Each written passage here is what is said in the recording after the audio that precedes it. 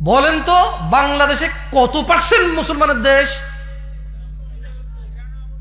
92, 95, 99, আর কত আছে? 102-3% কোন ভাই কইবেন না?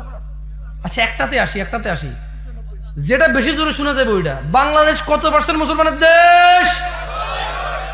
কিচ্ছু বুঝি নাই। আচ্ছা 3-4 জনের জিগাই মানে ভাবে কত পার্সেন্ট? 90। কত? আপনি কত পার্সেন্ট মুসলমানের দেশ? আপনাদের কাছে জিগাই নেই, আপনারা বলেন। মাইকম্যান কই? আমার ফেভারিট। কত পার্সেন্ট মুসলমানের দেশ? 80। 1,10,000 কমে গেছে রে ভাই, খাইছে। কত পার্সেন্ট মুসলমানের দেশ? 98। মাশাআল্লাহ। ওকে, কত পার্সেন্ট? 93। না, মাথা নষ্ট হয়ে যাচ্ছে।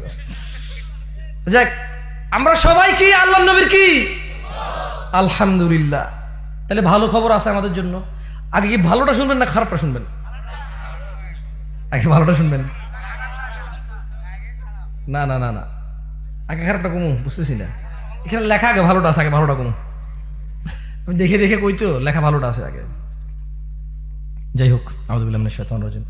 আন আবি হুরায়রা রাদিয়াল্লাহু আনহু قال, আবু হুরায়রা রাদিয়াল্লাহু আনহু থেকে বর্ণিত, তিনি বলেন আল্লাহর নবী সাল্লাল্লাহু আলাইহি সাল্লাম বলছে, কুল্লু উম্মতি ইয়াদখুলুনাল জান্নাহ। আবু হুরায়রা বলছে রাদিয়াল্লাহু আন।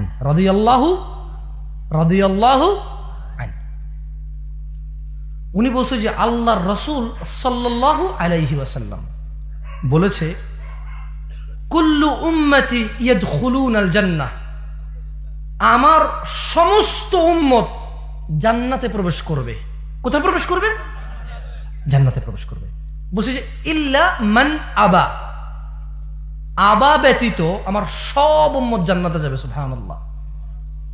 ক্বালু, সাহাবারা বললেন, ইয়া রাসূলুল্লাহ, মান ইয়াবা ইয়া রাসূলুল্লাহ, ইয়া রাসূলুল্লাহ, আপনার সব উম্মত জান্নাতে যাবে, আবা জান্নাতে যাবে না, ও কে? আবাটা কে?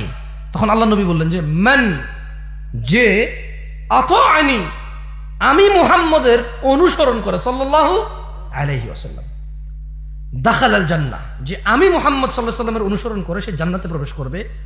ওয়ামান আসানি, আর যে আমার অবাধ্য হয়, ফাকাদ আবা, ওই হচ্ছে আবা। এটা হচ্ছে ভালো খবর। কোনটা? যে আল্লাহর নবীর সমস্ত উম্মত কোথায় যাবে? জান্নাতে যাবে।